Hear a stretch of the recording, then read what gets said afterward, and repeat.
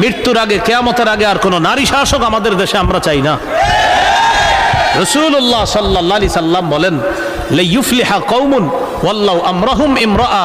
প্রিয় ভাইরা, এখানে পক্ষ বিপক্ষ জানছি না আমি, একটা কথা বাংলায় লিখেন, আল্লাহ রাসূল বলছে, যেই জাতি তাদের নেতৃত্বে কোনো নারীকে দিবে, ওই জাতি কিছুতেই কখনো সফল হবে না, হতে পারে না। আপনি মানেন আর না মানেন, আমার নবীর কথা সত্য হতেই হবে, তারা সফল হবে না।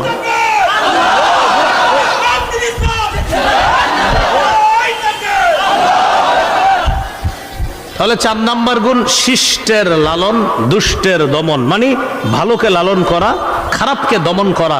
এটা মুসলিম শাসকের 4 নাম্বার বৈশিষ্ট্য। মুসলিম শাসকের 5 নাম্বার গুণ কি হবে? ও পরবর্তী আরেকটা সফর, জুলকারনাইন বাদশার পরের যে সফরটা, সেই সফরটা হয়েছিল আপনার পূর্ববাস। তো পূর্ববাসে সফর হওয়ার পর সেখানে সূর্য উদিত হয়, সেখানেও তিনি সেম, আল্লাহ বলছে দাওয়াত দেওয়ার জন্য, তিনি সেখানেও 2 সিদ্ধান্ত গ্রহণ করলেন।